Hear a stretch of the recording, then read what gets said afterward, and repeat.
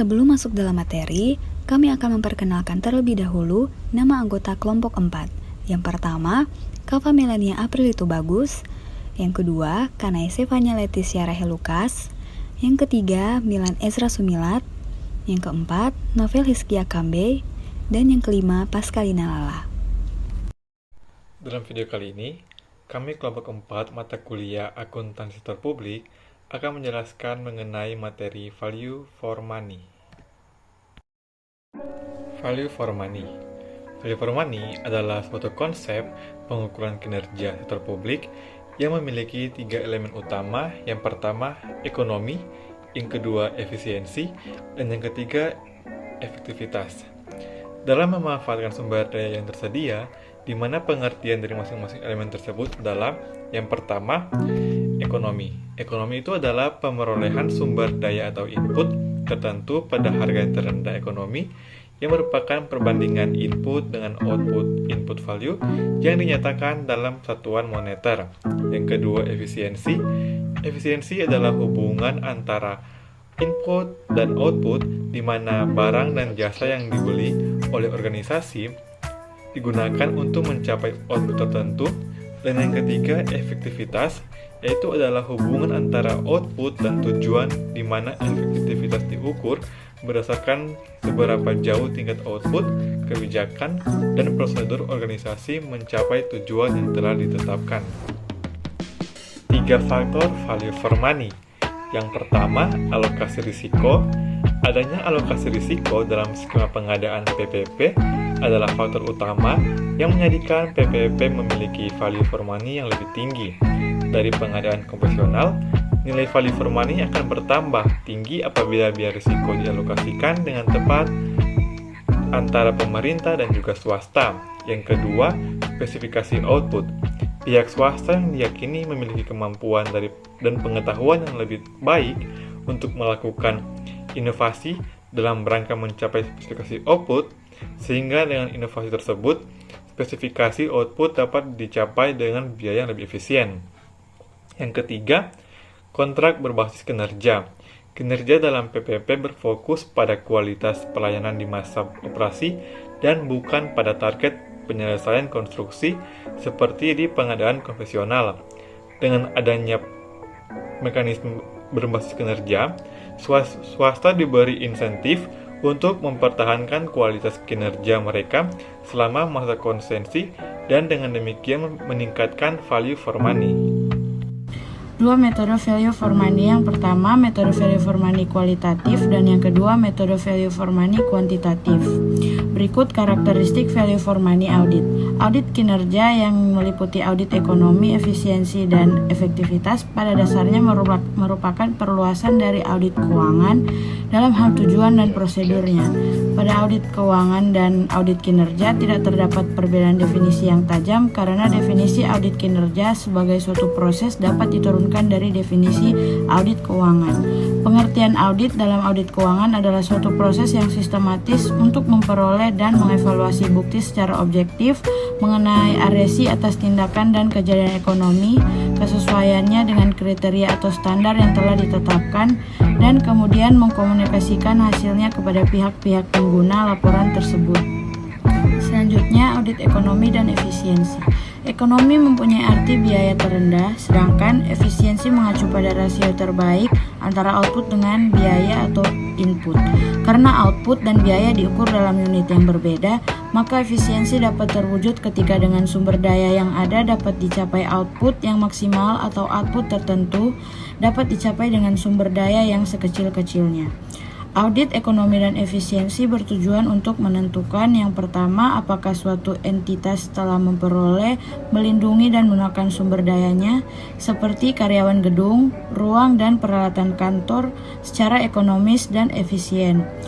Yang kedua, penyebab terjadinya praktik-praktik yang tidak ekonomis atau tidak efisien, termasuk ketidakmampuan organisasi dalam mengelola sistem informasi, prosedur, administrasi, dan struktur organisasi.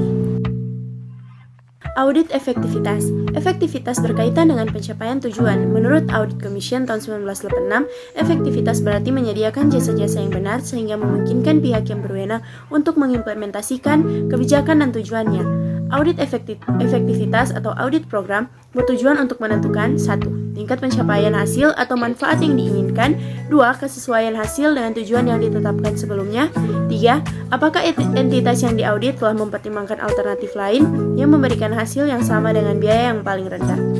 3 kategori kegiatan value for money, yaitu 1. Byproduct VFM work, pekerjaan value for money audit yang merupakan tujuan sekunder di samping pekerjaan utama yang lebih penting. Pekerjaan ini biasanya kurang terstruktur dibandingkan dengan kegiatan atau tugas yang lainnya. 2.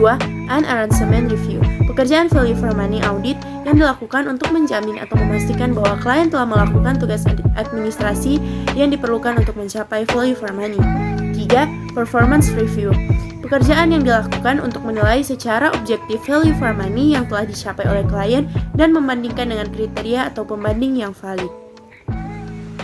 Berikut untuk melaksanakan proses audit kinerja pada organisasi pada sektor publik diperlukan beberapa prasyarat. Prasyarat yang harus dipenuhi dalam audit kinerja yaitu yang pertama auditor, audit dan receive. Yang kedua, hubungan akuntabilitas antara audit dan audit receive. Dan yang ketiga, independensi antara auditor dan audit. Yang keempat, pengujian dan evaluasi tertentu atas aktivitas yang menjadi tanggung jawab audit oleh auditor untuk audit receive. Pihak audit biasanya terdiri dari manajemen atau pekerja suatu organisasi yang bertanggung jawab kepada receive dan biasa disebut pihak ketiga yang terdiri dari beberapa kelompok, antara lain yang pertama, tingkatan yang lebih tinggi dalam organisasi yang sama, yang kedua, dewan komisaris, yang ketiga, stakeholder, yang keempat, masyarakat, dan yang kelima, investor baik secara individual maupun kelompok. Selanjutnya, secara umum ada 2 prosedur utama untuk melaksanakan praktik auditing terhadap kinerja organisasi secara komprehensif. Prosedur-prosedur tersebut adalah yang pertama, management and technical review, di mana telah fungsi manajemen secara umum mengenai perencanaan, pengorganisasian, pengarahan, pengendalian, dan metode atau teknik khusus yang digunakan oleh entitas untuk menentukan apakah A. Rencana yang matang telah dikembangkan untuk mencapai hal yang diinginkan, lalu B. Terhadap struktur yang memadai tentang wewenang dan tanggung jawab manajemen, lalu yang C. Manajemen telah secara jelas mengkomunikasikan ekspektasinya kepada pihak-pihak yang bertanggung jawab atas operasi, lalu D. Pelaksanaan diawasi dan dievaluasi secara reguler terhadap menggunakan kriteria yang memadai sehingga varian dari rencana dapat dideteksi dan dikoreksi tepat pada waktunya. Lalu yang kedua, special study, di mana telah yang diarahkan untuk mencapai kesesuaian terhadap spesifikasi tertentu sesuai dengan permintaan. Sebagai contoh, special study mungkin dilaksanakan untuk yang pertama A.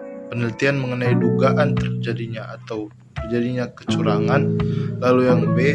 Menilai kecukupan pengendalian internal dalam sistem informasi manajemen atau sistem akuntansi yang diterapkan, lalu C. Konsultasi dengan manajemen berkaitan dengan masalah keuangan khusus atau berkaitan dengan masalah kinerja. Lalu yang terakhir D. Mengevaluasi penggunaan dana untuk kegiatan investasi yang mungkin berpengaruh terhadap operasi organisasi di masa yang mendatang. Jadi, kesimpulan dari materi value for money adalah konsep pengukuran kinerja sektor publik yang memiliki 3 elemen utama, yaitu ekonomi, efisiensi, dan efektivitas. Dalam memanfaatkan sumber daya yang tersedia, faktor dalam value for money yaitu alokasi risiko, spesifikasi output, kontrak berbasis kinerja, dan ada juga 2 metode dalam value for money, yaitu metode value for money kuantitatif dan metode value for money kualitatif. Sekian dari penjelasan materi value for money. Jika ada kesalahan dalam pengejaan maupun pengucapan, mohon dimaafkan. Terima kasih.